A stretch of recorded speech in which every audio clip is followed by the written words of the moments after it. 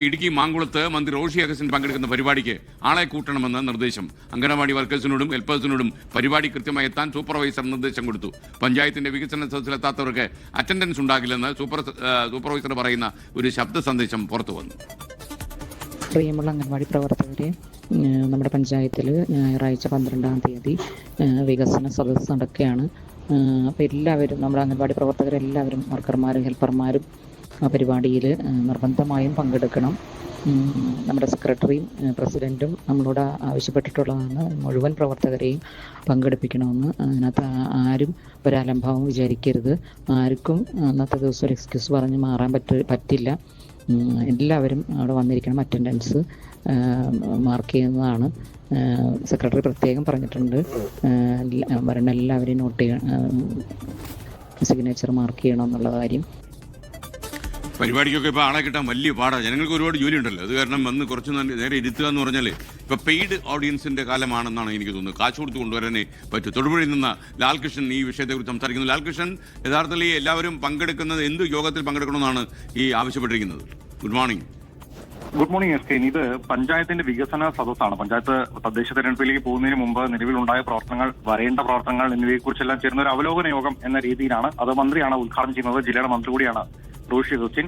ഈ പരിപാടിക്ക് ആളെ കൂട്ടുക എന്നുള്ള രീതിയിൽ തന്നെയാണ് ഇത് നിലവിൽ അംഗൻവാടി വർക്കേഴ്സിനോടും അതോടൊപ്പം തന്നെ അവിടെയുള്ള മറ്റു സ്റ്റാഫുകളോടും നേരിട്ട് ഹാജരാകണമെന്ന് പഞ്ചായത്ത് സെക്രട്ടറിയും അതോടൊപ്പം തന്നെ പഞ്ചായത്ത് പ്രസിഡന്റും നിർബന്ധം പറഞ്ഞിട്ടുണ്ട് എന്ന് പറയുന്നത് അംഗൻവാടി സൂപ്പർവൈസർ കൂടിയായ മേരി ഉർമീസിന്റെ ശബ്ദമാണ് നമ്മൾ അല്പം മുമ്പ് കേട്ടത്. ഇത് ഒരു വ്യക്തിപരമായി പലർക്കും, ഈ അംഗൻവാടി ടീച്ചർമാർക്കും മറ്റും അയച്ചു കൊടുക്കുകയാണ്. ഇന്നത്തെ ദിവസം മറ്റൊരു പ്രശ്നം കൂടിയുണ്ട്.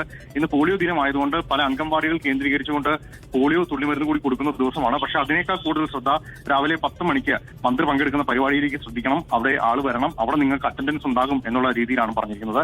അല്ലാത്ത പക്ഷം മറ്റു നടപടികളിലേക്ക്, അതായത് പഞ്ചായത്ത് സെക്രട്ടറി നേരിട്ട് നൽകിയിരിക്കുന്ന നിർദ്ദേശമാണ്. ഒരു എക്സ്ക്യൂസും പറഞ്ഞ് മാറി നിൽക്കാൻ പാടില്ല എന്ന കർശന നിർദ്ദേശം നൽകിയാണ് നിലവിൽ അംഗൻവാടി വർക്കേഴ്സിനോടും ഹെൽപ്പേഴ്സിനോടും പരിപാടിയിൽ പങ്കെടുക്കാൻ നിർദ്ദേശം നൽകിയിരിക്കുന്നത്. ഇതിനോടകം തന്നെ ജില്ലയുടെ പല ഭാഗങ്ങളിലും ഈ നിർദ്ദേശം എത്തിയതായി അറിഞ്ഞ വലിയ വിവാദങ്ങൾക്കെല്ലാം തുടക്കമിട്ടിട്ടുണ്ട്.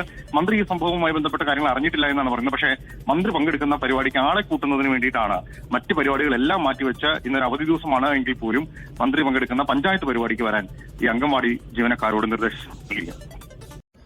ഇന്നൊരു വാർത്ത വന്ന കാര്യമാണ്. അതായത് നവകേരള സദസ്, അതായത് നവകേരള സദസ് എന്ന് പറയുന്നത് 9 കൊല്ലമായിട്ട് ഭരണത്തിലിരിക്കുന്ന ഈ പാർട്ടിക്കാർ എന്തൊക്കെ നല്ല കാര്യം ചെയ്തെന്നുള്ള വിലയിരുത്തലാണ്. അതിനുവേണ്ടി ഒരു പഞ്ചായത്തിനെങ്ങാണ്ട് 2 ലക്ഷം രൂപ വീതമെങ്ങാണ്ടൊക്കെ പുറപ്പെടുവിപ്പിച്ചിട്ടുള്ളത്, അതായത് കാര്യങ്ങൾ പറഞ്ഞിട്ടുണ്ടായിരുന്നു. അപ്പൊ ഈ 2 ലക്ഷം രൂപ വീതം നടത്തുന്ന ഈ പരിപാടിക്ക് ഇപ്പൊ ആളെ കിട്ടാനില്ല. അതുകൊണ്ട് ഇപ്പൊ പറയുന്നത് എന്താ, അംഗൻവാടി ടീച്ചർമാരും അംഗൻവാടി പ്രവർത്തകരും അങ്ങനെയുള്ള ആൾക്കാരെല്ലാം കൂടി കൂട്ടിക്കൊണ്ടുവന്നിട്ട് വേണം ഈ പരിപാടി നടത്താൻ. പരിപാടി നടത്തുന്നവർക്ക് അറ്റൻഡൻസ് ഉള്ളൂ, അതായത് പരിപാടി പങ്കെടുക്കുന്നവർക്ക് അറ്റൻഡൻസ് ഉള്ളത്. എന്ത് പരിപാടി ഇത്? ഒരു നവകേരള സദസ്സോ ഇല്ലെങ്കിൽ ഈ പറയുന്ന പോലെ കാര്യങ്ങളും ചെയ്യുമ്പോഴത്തേന് 9 കൊല്ലം തുടർഭരണം കിട്ടിയിട്ടും അവർക്ക് ഭരിച്ച് എന്തൊക്കെ നേട്ടം ഉണ്ടായിട്ടുണ്ട് അത് പറഞ്ഞിട്ട് വേണം ജനങ്ങളുടെ മുന്നിലോട്ട് വരാൻ. അതല്ലാതെ ഈ സദസ്സ് ഒപ്പിക്കുന്നതൊക്കെ നല്ല കാര്യമാണ്. അതേ സമയത്ത് അത് ജനങ്ങളുടെ ഇഷ്ടപ്രകാരം ജനങ്ങൾ വരേണ്ട കാര്യമാണ്. അതുകൂടി ഒന്ന് മനസ്സിലാക്കണം. കാരണം എന്താണെന്ന് വെച്ചാൽ ഈ പറയുന്ന ആൾക്കാർക്ക് പല പ്രശ്നങ്ങളും കാര്യങ്ങളും കാണും. അപ്പം ഒരു ദിവസം അറ്റൻഡൻസ് കട്ടാക്കുവാണ്, അത് കട്ടാക്കണ്ടേ വന്നേ പറ്റത്തുള്ളെന്നും പറഞ്ഞുള്ള ഈ പറയുന്ന കാര്യങ്ങളൊക്കെ ഏത് പാർട്ടിക്കാർ ഭരിച്ചപ്പോൾ ഉണ്ടായിരുന്ന കാര്യം അത്. ഇതൊക്കെ ഇവർ ഭരിക്കുമ്പോഴത്തേന്, അതായത് ഈ കമ്മ്യൂണിസ്റ്റ് പാർട്ടി ഇപ്പോൾ വന്നിട്ട് ഈ 9 കൊല്ലം എന്ത് ചെയ്തെന്ന് ചോദിക്കുമ്പോൾ ഒന്നും നല്ലതുപോലെ ചൂണ്ടിക്കാണിക്കാനുള്ളതായിട്ടില്ല. അതുകൊണ്ട് ഈ വരുന്ന ഇലക്ഷൻ എന്തെങ്കിലും കാര്യങ്ങളൊക്കെ തല്ലിക്കൂട്ടി ജനങ്ങളെ തല്ലി എങ്ങനെയും വോട്ട് ചെയ്യിപ്പിക്കണം. അതിനുവേണ്ടിയാണ് 3ാം പിണറായിയുടെ ഭരണത്തിന് വേണ്ടി ജനങ്ങളെ എങ്ങനെയും വിഡ്ഢികളാക്കി ഇനിയും ഭരണത്തിൽ വരണമെന്നുള്ള ഉദ്ദേശം. ആ ഉദ്ദേശം ഇനി ജനങ്ങൾ എത്രത്തോളം മനസ്സിലാക്കുന്നുണ്ടെന്നൊക്കെ നിങ്ങൾ തന്നെ വിലയിരുത്തുക. കാരണം എന്താണെന്ന് വെച്ചാൽ ജനങ്ങൾക്ക് കിട്ടുന്ന എന്ത് കാര്യമാണ് നല്ലതുപോലെ കിട്ടിയെന്ന് പറയുന്നത്. കിട്ടിയെന്ന് പറയുന്ന കുറെ പെൻഷനാണ്, അത് എത്രത്തോളം വെട്ടിക്കുറച്ചിട്ടുണ്ട്, എത്രത്തോളം ആൾക്കാരെ വെട്ടിക്കുറച്ചിട്ടുണ്ട്. നിങ്ങൾ തുക കൂട്ടുകയെന്ന് പറയുന്നു.